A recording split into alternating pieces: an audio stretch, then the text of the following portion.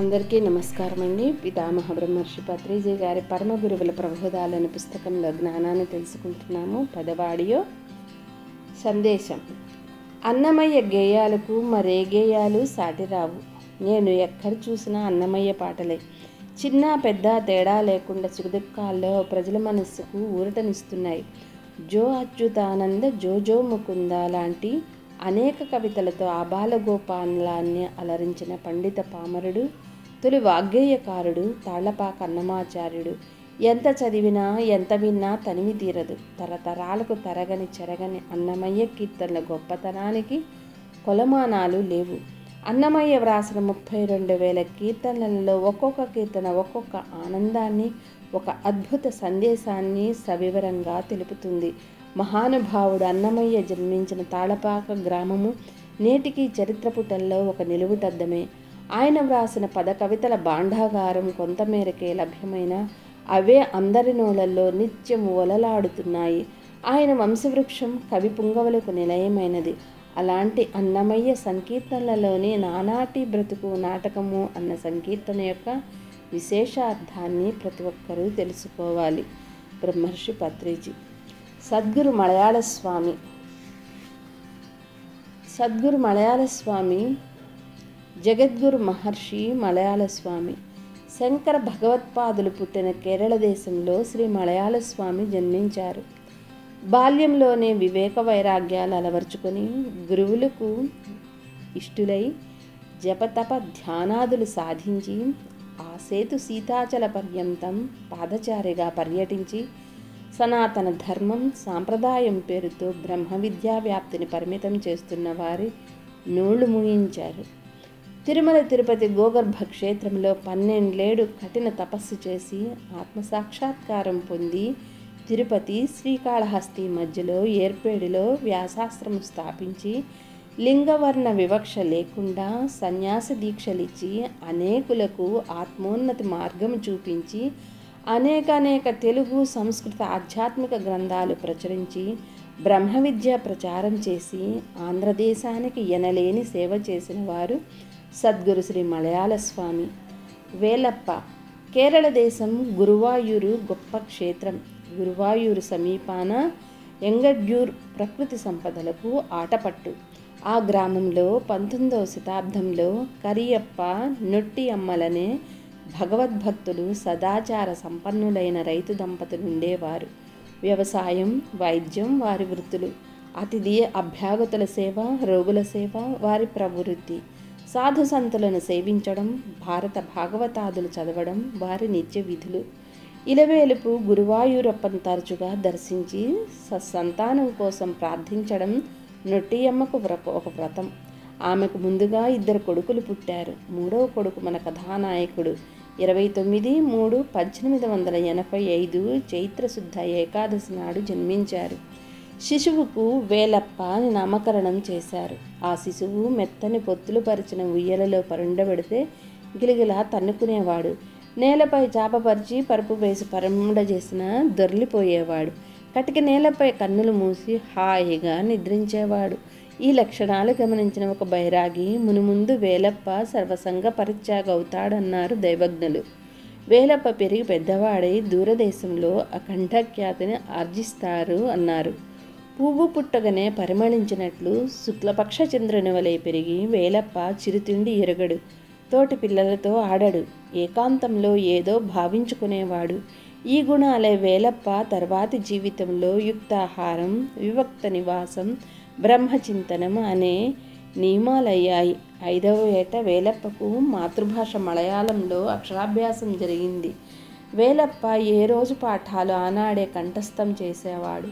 భాగవత కార్యక్రమాలకు వెళ్ళి నిమీలిత నేత్రుడై ఆనందించేవాడు. ఏకాదశి వ్రతాలు పాటించేవాడు. జీవకారుణ్యం వేలప్ప జీవగుణం.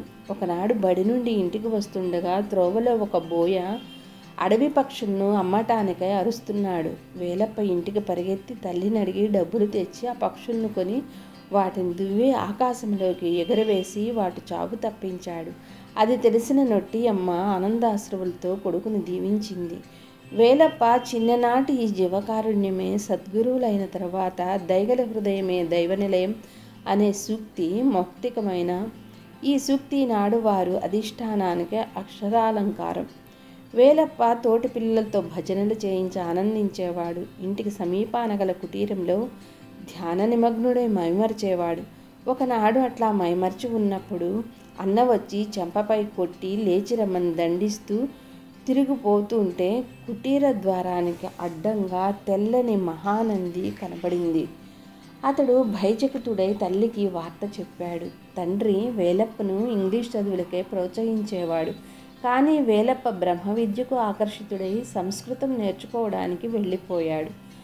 భక్తన్ తిరువనంతపురానికి 20 మైళ్ళ దూరాన వరకల గ్రామ సమీపాన శివగిరి గురుకులం ఉంది.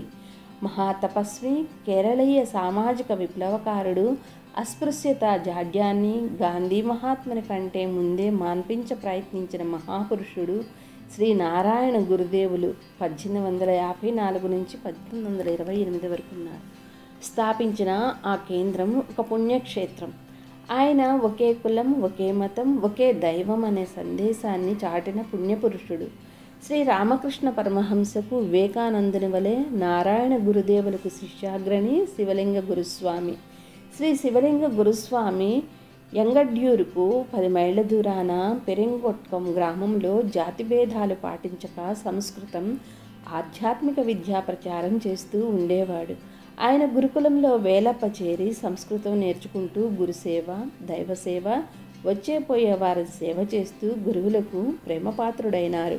వేలప్పను అందరూ భక్తన్ అని పిలిచేవారు. గురువుల ఆదేశం ప్రకారం పంచశుద్ధులు, పంచనియమాలు వేలప్ప సక్రమంగా పాటించేవాడు. కొద్ది కాలంలోనే వేలప్పకు యమనియమాలు అలవడ్డాయి. పతంజలి యోగ దర్శన రహస్యాలు కర్తలా మలకమైనవి. నారాయణ గురుదేవులు వేలప్పకు భగవద్గీత నిత్య పారాయణ గ్రంథం, పతంజలి యోగ దర్శనం, దశోపనిషత్తులు కంఠస్థం. యోగవాసిష్టం, శంకరుల ఆత్మబోధ, వివేక చూడామణి, మన్వాది స్మృతులు, విహారభూములు. బుద్ధుడు, క్రీస్తు, మహమ్మద్ ప్రవక్తల సిద్ధాంతాలు ఆకళింపయ్యాయి. సమకాలీన వివేకానందుల ప్రబోధాలు మనస్సుకెక్కినవి. నవీన యుగములో ఆధ్యాత్మిక విప్లవానికి, సాంఘిక జాగృతికి మూలస్తోత్రమైన శ్రీ నారాయణ గురుదేవుల ప్రభావం ఆయనపై అతి వేగంగా పడింది. కొన్ని సంవత్సరాలు వేలప్ప తీవ్ర సాధనతో అత్యుత్తమ స్థితికి చేరగానే గురుస్వామి ఆయనను నారాయణ గురువులను దర్శించి రమ్మన్నారు. వేలప్ప వరకలకు పోయి పరమగురువులకు సాగిలపడ్డాడు. త్రికాలజ్ఞానులైన నారాయణ గురుదేవులు అచిరకాలములోనే బ్రహ్మానుభవం కలుగుతుందని దీవించారు. వేలప్ప కొంతకాలం పరమగురువుల్ని సేవించి తిరిగి వచ్చి గురుస్వామికి తన అనుభవాలు నివేదించాడు. ముక్తికాంత. ఇంతలో యంగండ్యూర్లో కన్నతల్లి నట్టియమ్మ జబ్బుపడిన వార్త వచ్చింది. వేలప్ప యంగండ్యూర్కి వచ్చి తల్లికి పరిచర్యలు చేశాడు. నట్టియమ్మ తేరుకున్నది. వేలప్ప అన్నలిద్దరూ వివాహితులు. వేలప్పకు పెండి చేస్తే ఇంటి వద్ద ఉంటాడని ఇరుగు పొరువారు సలహా ఇచ్చారు. కరియప్ప, నొట్టియమ్మలతో వేలప్ప తాను ముక్తికాంతను తప్ప ఇతరులను పాణిగ్రహణం చేసుకోనన్నాడు. అప్పటికి వేలప్పకు 20 ఏండ్లు కూడా నిండలేదు. అంతర్వాణి ప్రబోధంతో ఒక రాత్రి తల్లిదండ్రులకు జాబు వ్రాసి తన కుటీరంలో పెట్టి వేలప్ప ఎవరికీ చెప్పక తీర్థయాత్రలకు బయలుదేరాడు. తన కోసం చింతింపనక్కరలేదని, వెదికినా దొరకనని, ఇంటి వద్ద అతిథులకెంతకాలం అన్నపానాలు సమకూరిస్తే అంతకాలం సర్వేశ్వరుడు తనకే కొరత రానీయుడని ఆ జాబులోని సారాంశం. తెల్లవారి ఆ జాబును చూచి తల్లిదండ్రులు, తోబుట్టువులు దుఃఖించారు. వేలప్పకు ఎటువంటి ఆపదలు రాకుండా ఉండాలని భగవంతుణ్ణి ప్రార్థించారు. ఓకే మాస్టర్స్, మరికొంత జ్ఞానాన్ని మరొక రోజు తెలుసుకుందాం. Thank you.